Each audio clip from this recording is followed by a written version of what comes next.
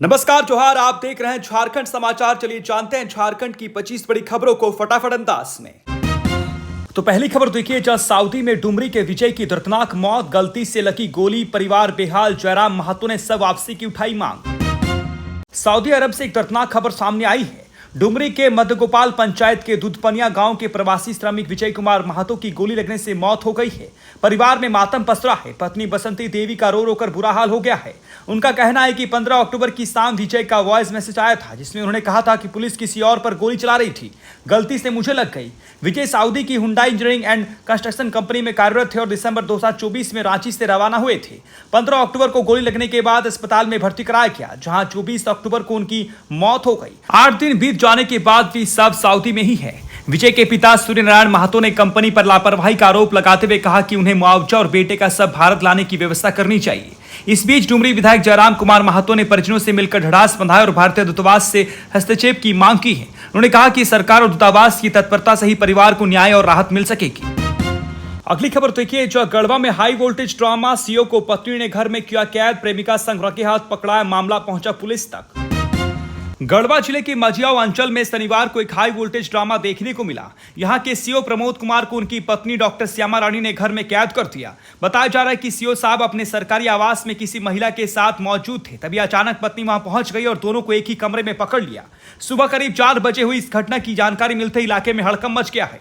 Doctor Shyama रानी, जो पूर्व सांसद श्रीराम मांझी की बेटी है, गुस्से में घर का दरवाजा बंद कर अंदर से ताला लगा दी। मौके पर पुलिस और प्रशासनिक अधिकारी पहुंचे, लेकिन कोई उन्हें समझा नहीं सका। बताया जाता है कि सीओ ने छत से कूदकर भागने की कोशिश की, जिससे स्थिति और गंभीर हो गई। पुलिस ने मौके से मौजूद महिला को हिरासत में लेकर महिला थाने भेज दिया है। डॉक्टर श्यामा रानी ने कहा कि उन्हें लंबे समय से पति पर शक था, अब सामने आ गया है और वे कानूनी कार्रवाई करेंगी। वहीं पूर्व सांसद श्रीराम मांझी ने भी न्याय की मांग की है। अगली खबर देखिए, जहां पलामू में केमिकल टैंकर पलटने से चालक की मौत, रिसाव से झुलसने से हुई दर्दनाक घटना। पलामू जिले के सतबरवा थाना क्षेत्र में शनिवार सुबह एक भीषण सड़क हादसा हो गया। मेदिनीनगर रांची मुख्य मार्ग पर दुबिया खाड़ के पास से केमिकल टैंकर अनियंत्रित होकर सड़क से नीचे पलट गया। हादसा सुबह करीब 4:30 बजे हुआ, जब टैंकर रेहाल से टंडवा की ओर जा रहा था। टैंकर पलटते ही उसमें भरा केमिकल रिसने लगा, जिसकी चपेट में आने से चालक गंभीर रूप से झुलस गया। राहगीरों और अन्य ट्रक चालकों ने तुरंत मौके पर पहुंचकर घायल चालक को बाहर निकाला और मेदिनी रॉय मेडिकल कॉलेज अस्पताल भेजा, लेकिन इलाज के दौरान उसकी मौत हो गई। मृतक चालक की पहचान बिहार के मुजफ्फरपुर निवासी रमेश कुमार मेहता के रूप में हुई है। पुलिस ने बताया कि टैंकर तीखे मोड़ पर अनियंत्रित होकर पलट गया। प्रारंभिक जांच में इस संभावना जताई जा रही है कि चालक को नींद की झपकी आने से हादसा हुआ है। सतबरवा थाना प्रभारी विश्वनाथ कुमार राणा ने कहा कि परिजनों को सूचना दे दी गई है और उनके पहुंचने के बाद शव को पोस्टमार्टम कराया जाएगा। घटना के बाद हाईवे पर कुछ समय के लिए आवागमन बाधित रहा। अगली खबर देखिए, जहां घाटशिला में सैकड़ों आदिवासियों ने थामा भाजपा का दामन, बोले विकास केवल भाजपा से संभव। घाटशिला उपचुनाव में भारतीय जनता पार्टी लगातार मजबूत होते नजर आ रही है। शनिवार को घुड़ाबांधा प्रखंड के विभिन्न गांवों के सैकड़ों आदिवासी मतदाताओं ने भाजपा की सदस्यता ग्रहण की, जिनमें कई परंपरागत ग्राम प्रधान भी शामिल रहे। इन ग्रामीणों ने कहा कि वर्षों तक उन्होंने झारखंड मुक्ति मोर्चा पर भरोसा किया, लेकिन क्षेत्र में सड़क, स्वास्थ्य, शिक्षा और पेयजल जैसी मूलभूत सुविधाओं की भारी कमी बनी रही। भाजपा में शामिल हुए ग्रामीणों ने कहा कि घाटशिला के वास्तविक विकास के लिए अब बदलाव जरूरी है। इस अवसर पर उपस्थित पूर्व मुख्यमंत्री चंपाश्वर ने कहा कि भाजपा घाटशिला में ऐतिहासिक जीत की ओर अग्रसर है। उन्होंने कहा कि जनता अब समझ चुकी है कि केवल भाजपा ही क्षेत्र का समग्र विकास कर सकती है। चंपाश्वर ने झारखंड मुक्ति मोर्चा सरकार पर निशाना साधते हुए कहा कि राज्य में बांग्लादेशी घुसपैठियां आदिवासी जमीनों पर कब्जा कर रही हैं और सरकार मुखदर्शक बनी हुई है। उन्होंने चाईबासा लाठीचार्ज की घटना को राज्य सरकार की बर्बरता बताया है और कहा है कि सरकार आपके अत्याचार, आपका और दोष विपक्ष का ये ढोंग अब नहीं चले। कार्यक्रम में देश प्रज्ञा सूरज टुडू और वीर सिधो कानो के वंशज मंडल मुर्मू ने भी भाग लिया। दोनों ने आदिवासी समाज से भाजपा प्रत्याशी बबलाल सोरेन को समर्थन देने की अपील की। अगली खबर देखिए, जहां हजारीबाग पुलिस ने 1.5 करोड़ की चोरी का किया खुलासा, 7 अपराधी गिरफ्तार। हजारीबाग जिले के केराडेरी थाना क्षेत्र में हुई करीब 1.5 करोड़ रुपए के सोना चांदी चोरी के मामले का पुलिस ने खुलासा कर दिया है। पुलिस ने इस कांड में 7 अपराधियों को गिरफ्तार करते हुए चोरी किए गए आभूषण, एक बाइक और 7 मोबाइल फोन बरामद किए हैं। घटना 2 अक्टूबर की है, जब केराडेरी बाजार टाड़ निवासी कुलदीप सोनी के घर का ताला तोड़कर अपराधियों ने लाखों के गहने चोरी कर लिए थे। मामले की गंभीरता को देखते हुए पुलिस ने SIT का गठन कर छापेमारी अभियान शुरू किया। गुप्त सूचना के आधार पर 1 नवंबर की रात पुलिस ने कार्रवाई करते हुए मुख्य आरोपी रोहन कुमार, अंकित कुमार, सुमित गुप्ता और पिंजू, संधू कुमार, मुकेश कुमार, राजेश सोनी और राहुल कुमार को गिरफ्तार किया। उनके पास से 264.5 ग्राम सोना, 444 ग्राम चांदी, 1 मोटरसाइकिल और 7 मोबाइल फोन बरामद किए गए हैं। पूछताछ में आरोपियों ने कबूल किया है कि उन्होंने घर खाली होने की जानकारी मिलने के बाद वारदात को अंजाम दिया। पुलिस अधीक्षक ने टीम को बधाई दी और कहा कि यह कार्रवाई अपराध पर नकेल कसने की दिशा में एक बड़ी सफलता है। अगली खबर देखिए, जहां बेकरी और दुकानों में खाद्य सुरक्षा टीम की छापेमारी, नियम उल्लंघन पर नोटिस जारी।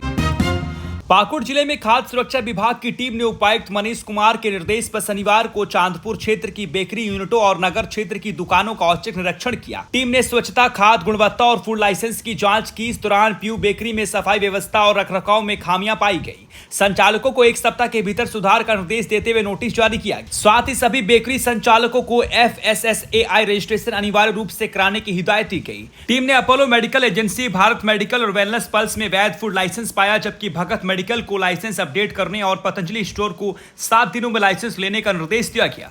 निरीक्षण दल ने सभी दुकानों को एक्सपायर्ड खाद्य सामग्री हटाने और फूड लाइसेंस को काउंटर पर प्रदर्शित करने का आदेश दिया। खाद्य सुरक्षा पदाधिकारी मनोज कुमार ने कहा कि जिले में खाद्य स्वच्छता को लेकर सख्ती बरती जा रही है। मानकों का पालन नहीं करने पर खाद्य सुरक्षा एवं मानक अधिनियम 2006 के तहत जुर्माना और कानूनी कार्रवाई की जाएगी। अगली खबर देखिए, जब बस मालिकों की हड़ताल दूसरे दिन भी जारी, आम यात्रियों की बढ़ी परेशानी।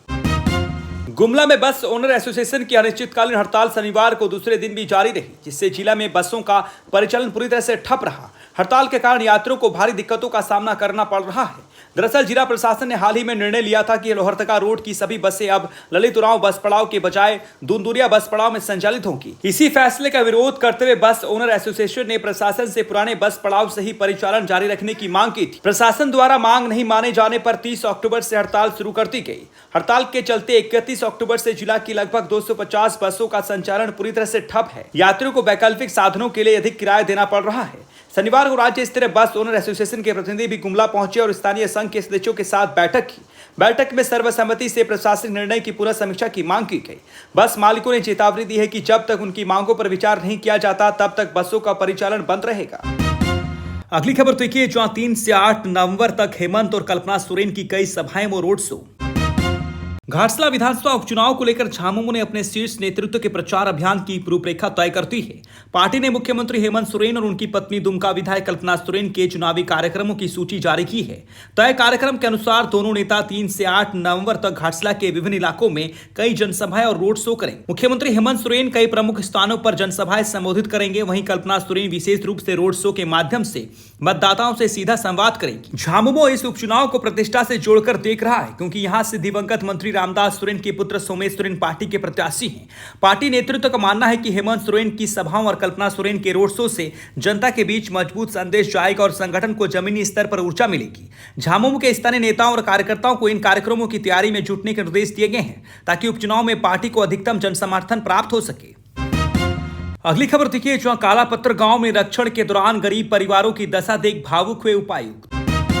गिरिडीह जिला के सरिया प्रखंड स्थित कालापत्थर गांव में शनिवार को उपायुक्त रामनिवास यादव ने निरीक्षण के दौरान गरीब परिवारों की स्थिति देखकर गहरी संवेदना व्यक्त की। निरीक्षण के क्रम में जब उपायुक्त एक फूस के बने घर में पहुंचे तो वहां रह रहे परिवार की दयनीय हालत देखकर कुछ देर के लिए भावुक हो उठे। टूटी झोपड़ी, जर्जर दीवारें और सीमित संसाधनों में जीवन यापन कर रहे लोगों की स्थिति ने प्रशासनिक अमले को भी सोचने पर मजबूर कर दिया। उपायुक्त ने मौके पर ही संबंधित अधिकारियों को निर्देश दिया कि परिवार को तत्काल सरकारी योजनाओं का लाभ उपलब्ध कराया जाए। उन्होंने कहा कि प्रशासन का उद्देश्य है कि कोई भी पात्र परिवार सरकारी योजनाओं से वंचित न रहे। ऐसे परिवारों को प्रधानमंत्री आवास योजना, उज्ज्वला, हर घर नल योजना और सामाजिक सुरक्षा योजनाओं से जोड़ा जाएगा। निरीक्षण के दौरान उपायुक्त ने ग्रामीणों से संवाद करते हुए उनकी समस्याएं सुनी। उन्होंने अधिकारियों से कहा कि गांव के सभी घरों में बिजली, पेयजल और शौचालय की सुविधा सुनिश्चित की जाए। उपायुक्त ने कहा कि विकास योजनाओं का लाभ वास्तविक लाभुकों तक पहुंचाना प्रशासन की सर्वोच्च प्राथमिकता है।